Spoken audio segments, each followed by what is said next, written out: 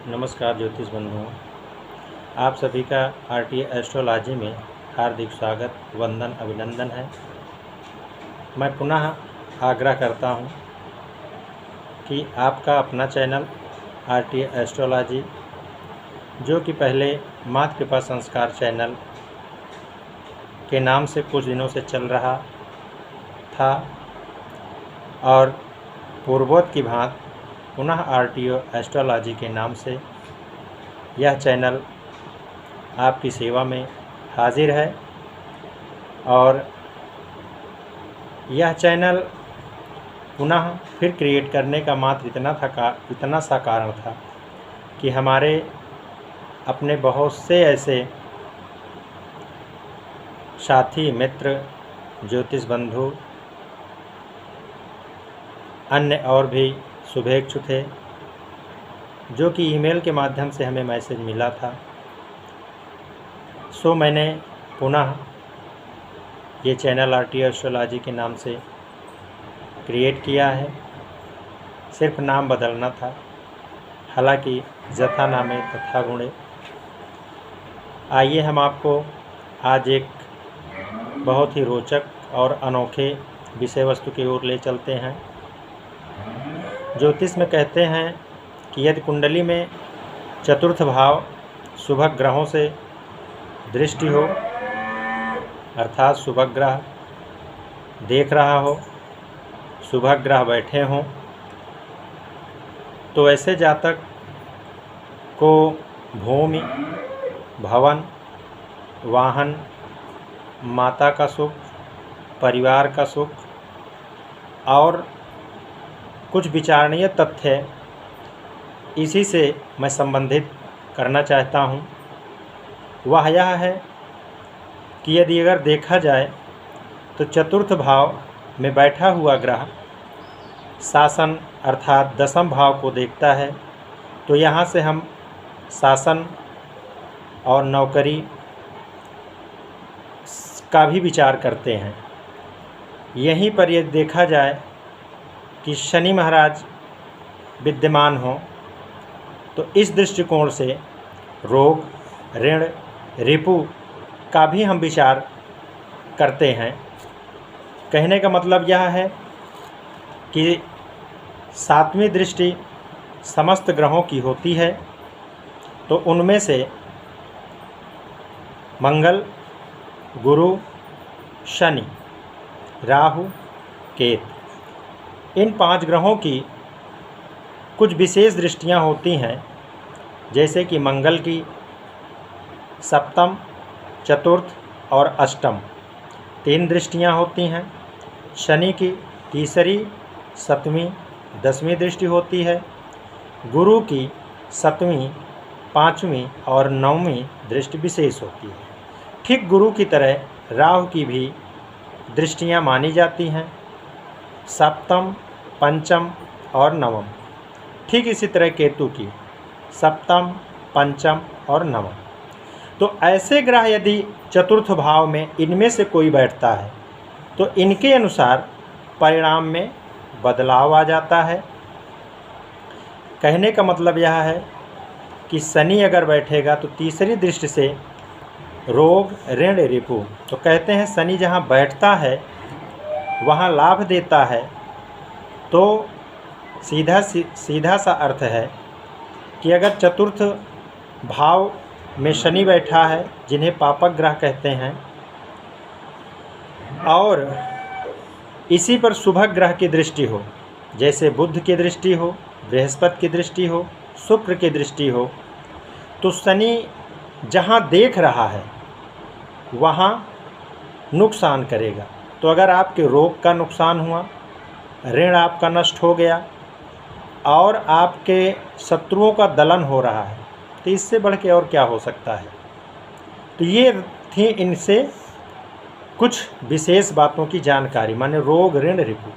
अब यहीं से अगर 7वीं दृष्टि की हम बात करें तो सीधे शासन भाव को, माने कहीं ना कहीं थोड़ी बहुत समस्याएं आएंगी, लेकिन अगर शुक्र वहाँ विराजमान हो गया है, बृहस्पति वहाँ विराजमान हो गया है। अब यहाँ पर ये सूत्र हम नहीं लगाना चाहते हैं कि केंद्रगत गुरु रहने से दोष होता है। यहाँ पर मैं दृष्टि की बात कर रहा हूँ और इस भाव के फलित होने की बात कर रहा हूँ। तो कहीं न कहीं जो बहुत माने निगेटिव परिणाम आना था, वो आपका कहीं न कहीं पॉजिटिव परिणाम भी रहने वाला है। अब अगर देखा जाए 10वीं दृष्टि, तो एकादश और द्वादश, तो 7, 8, 9, 10 और तन लग्न भाव, मतलब जातक काम धीरे धीरे करेगा लेकिन बहुत ही फिनिशिंग से काम करेगा। अब सोचिए कि सेवा भाव इस व्यक्ति के अंदर बहुत ही ज़्यादा होगा और बर्दाश्त के बाहर यदि होगा तो यह दो टूक जवाब देने से भी नहीं कतराते ऐसे जातक। तो ये थे, जैसे शनि बैठ गया तो उसका परिणाम, मंगल बैठ गया तो मंगल देखिए यहीं से पत्नी को देख रहा है, मतलब सप्तम भाव को यहाँ से देखेगा। उसके बाद क्षमा करिएगा, चतुर्थ दृष्टि से सप्तम भाव को देखेगा और सप्तम दृष्टि से 10वें घर को देखेगा, 10वें भाव को, और एकादश को 8वें। माने आपकी कोई न कोई आय का स्रोत 100% बना रहने वाला है। तो मतलब शासन से भी आपको जुड़ करके लाभ मिलने वाला है। घर परिवार में थोड़ा बहुत आप बचाव करके रखिए तो घर परिवार से भी लाभ होने वाला है और माता से तो सबसे ज़्यादा लाभ होने वाला हो जाता है। अब पिता का भी खाना भाव माना जाता है 10वां घर, तो पिता से भी लाभ मिलेगा। लेकिन अंतर्दशा, महादशा, अगर कहीं न कहीं पापक ग्रह की दृष्टि है तो पिता को और माता को समस्या तो होना है। ये इतना निगेटिव पॉइंट होता है। मैंने इसको माने हमारे ऊपर बीत चुकी है, मेरे ऊपर गुज़र चुकी है, तो मैं इसका प्रमाण हूँ। इसी तरह से शुभ ग्रह बैठेंगे तो शुभ फल निश्चित मिलना है।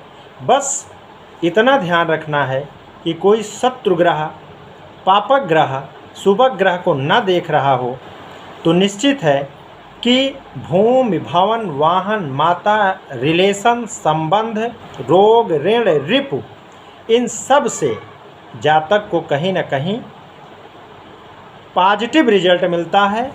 और जहाँ निगेटिव होना है वो तो निगेटिव हो, ये तो प्रत्येक व्यक्ति अर्थात जातक की चाह होती ही है। तो इस तरह से गुरु अगर बैठ जाए तो पंचम, 4, 5, 6, 7, 8 माने परा विद्या, प्राचीन विद्या, तंत्र मंत्र, ससुराल से, ऐसी जगहों से उसे अपने आप स्वतः ही लाभ होता रहता है। और सप्तम दृष्टि शासन पे पड़ रही तो क्या कहना, शासन से संबंधित तो लाभ होना ही होना है। गुरु एक ऐसा ग्रह है कि जहाँ बैठता है, जहाँ देखता है, जहाँ जहाँ देखता है, हर जगह उस भाव से संबंधित फल अवश्य देता है। भले ही उसकी लाभ की प्रतिशतता में कमी हो, किंतु उससे संबंधित लाभ या फ़ायदा देना ही देना है उसको। इसी तरह से अन्य ग्रह भी हैं। तो अगर शुभ ग्रह हैं तो शुभ फल, और अगर पापक ग्रह है तो